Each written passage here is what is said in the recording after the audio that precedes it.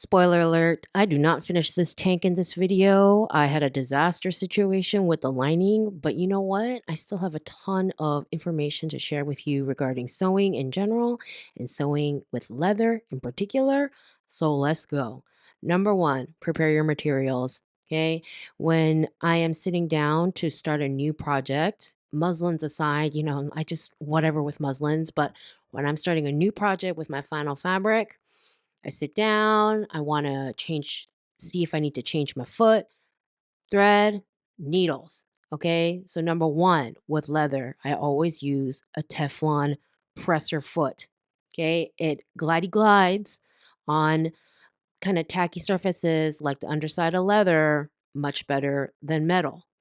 And when I'm doing these whatever muslins, I just use whatever sad cone polyester thread I have hanging around. But when I'm sewing leather, I bust out with this expensive, nice Gutermann threads. I use 100% polyester because natural fiber threads kind of rot over time, and leather is for longevity, my friends. And it has oils like the leathers; they've been tanned, and so there's kind of like natural oils. And they can rot natural fiber threads. Start with a fresh needle, especially if I've been sewing, you know, muslins and stuff or other projects for a little bit. Now, when you look at the numbers, you'll see like 70 over 10 or 100 over 16. I don't know what that first number means. Okay, I always go by the second number. So a size 16 is a big, thicker needle and a size 10 is a smaller, thinner needle made for like chiffons. Okay. So today I'm going to be using a size 14 because I am working with leather, but it is lambskin. It's really thin and drapey. So 16 is going to be for my absolute thickest denims and cowhides because sometimes I do use cow planche, which is the stomach of the cow, which is thinner than cow, like regular cowhide, which is found on the back. That's kind of the thickest leather I'll ever use, really. But so I'm sewing with the 14 today. All right. So we got the foot, we got the fresh needle, and now we have to test the tension. Always, always, always, anytime you are switching fabrics from whatever you were sewing before, double check your stitch length and always check the tension on a scrap piece and always test the tension in a way that you're going to sew. So if you're going to sew triple layer leather, sew it triple layer to test the tension. If you're going to sew one layer of organza on top of one layer of cotton duck, test it like that. I never back tack leather. I've seen other people do it. Here's the thing about back tacking leather. You have to be super careful. You want to do like just a couple. Make sure your needle goes exactly in the same hole backwards as forward.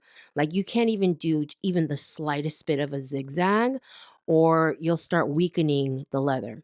I just pull out the thread from the other side and tie it off. So first I'm going to sew the leather panels. I have cut lines. So I'm sewing top left to bottom left, and then I'm sewing top right to bottom right on the front and the back so that I have 4 panels now. And then I'm just going to sew the shoulder seams of my lining. My lining is not there's no cut lines in the lining. And first I'm going to start by sewing the shoulders of the lining. So I'm gonna test the lining fabric before I start sewing because I've been sewing leather, right?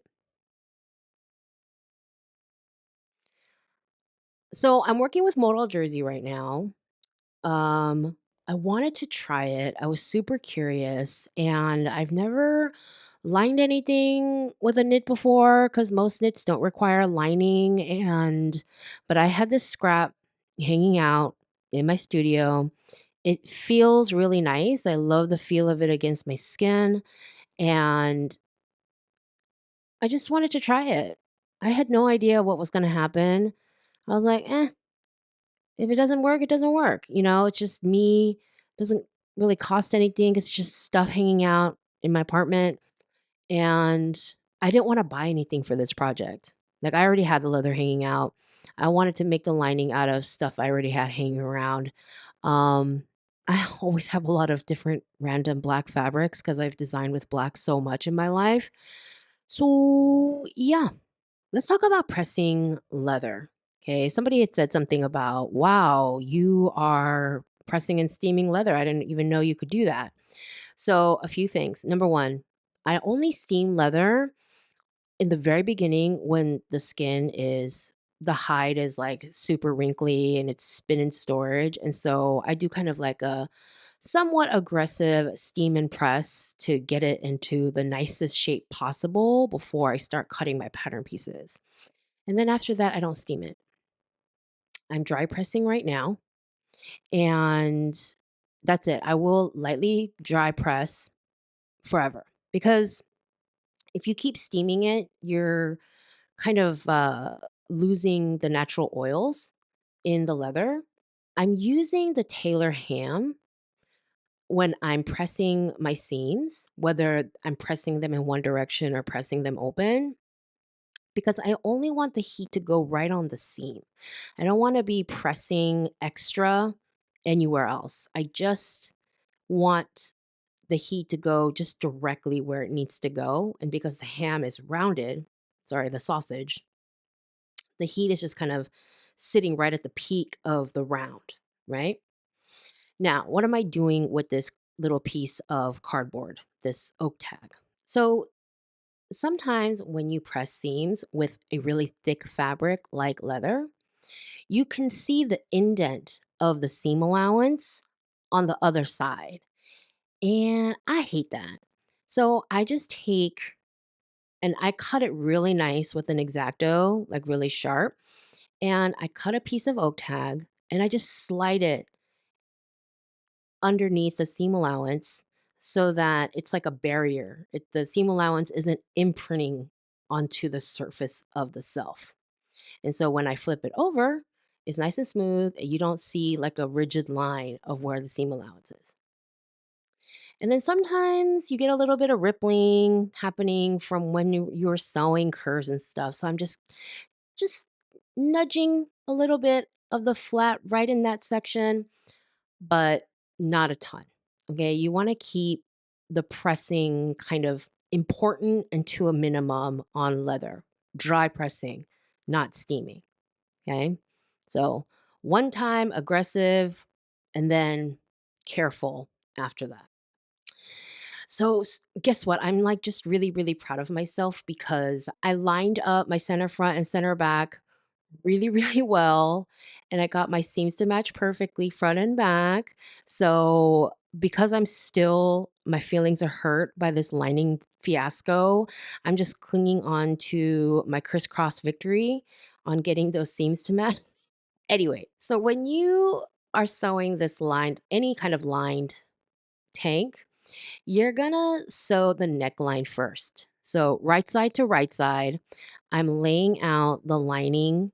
I haven't sewn the side seams, just the front, the back, and then attaching them at the shoulder seams. And now I've matched them up and I'm going to pin all around. Except I don't pin leather. I I clamp leather. Okay.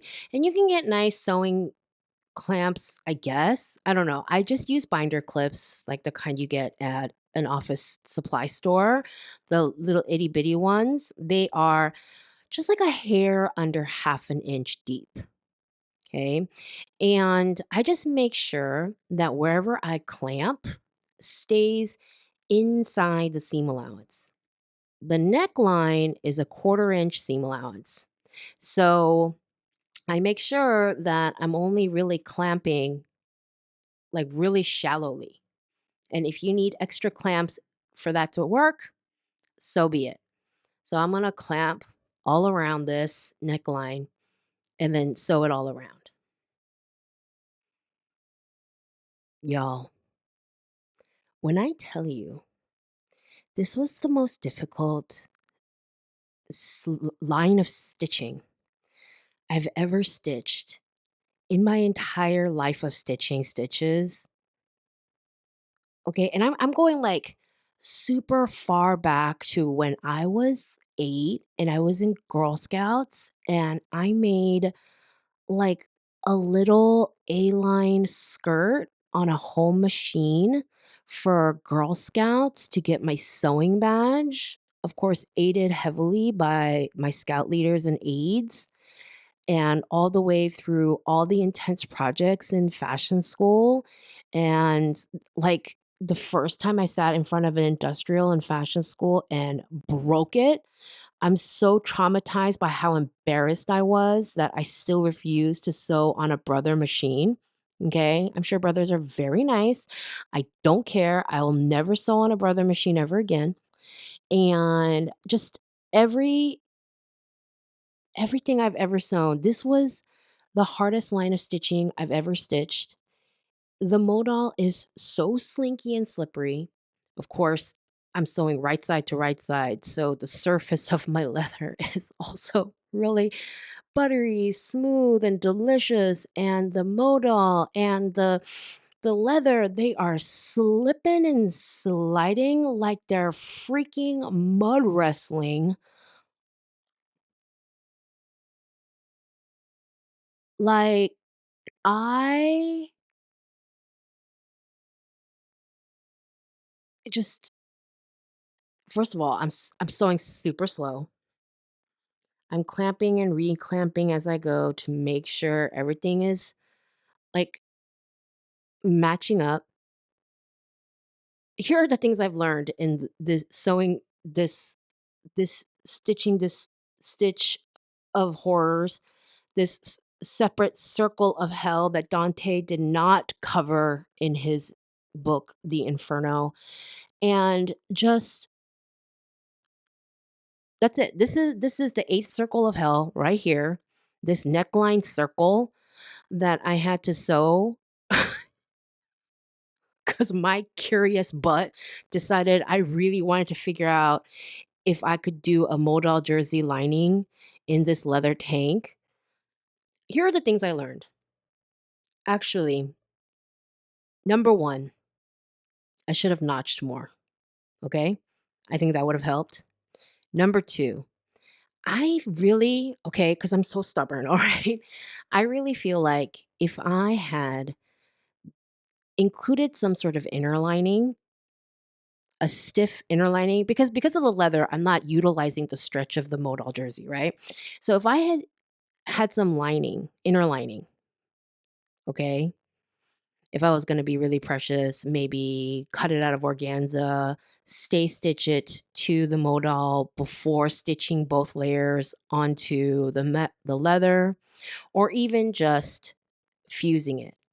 And not the whole lining necessarily, but like the shoulder strap, the neckline, and the armhole.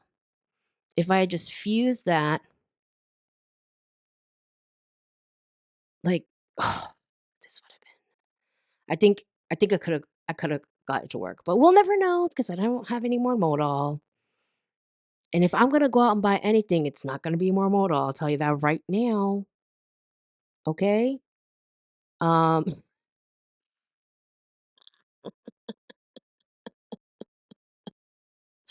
because this slinky modal jersey from the ninth circle of hell is so stretchy. It just oh, it was a nightmare. It's a nightmare. It's a freaking nightmare. Am I picking stitches and trying again because one section got kinda ripply? Yes, I am. Yes, I am.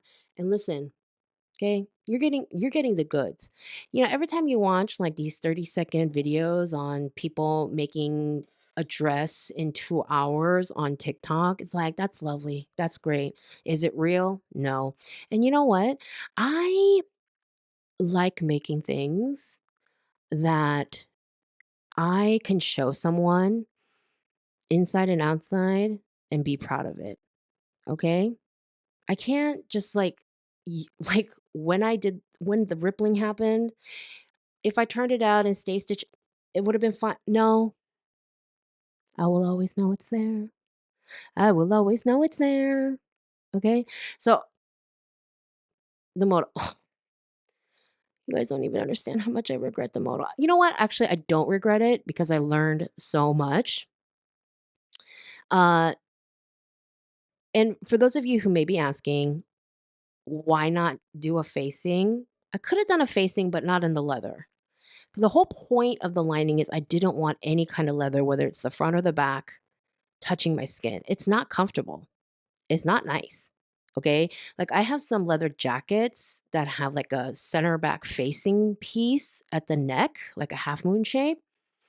And sometimes if I'm wearing like a tank and like that section of my back doesn't have like a shirt and that leather is rubbing against my skin, or if I have if the collar is too tight and it's like rubbing up against the back, I hate it so much. I hate it so much. So, first of all, there's no way I was going to do a leather facing. I think maybe if I had done the cotton shirting as a facing and then lined the body in the modal, because, and you're like, well, why wouldn't you just line the whole thing in the cotton? The shirting is kind of stiff.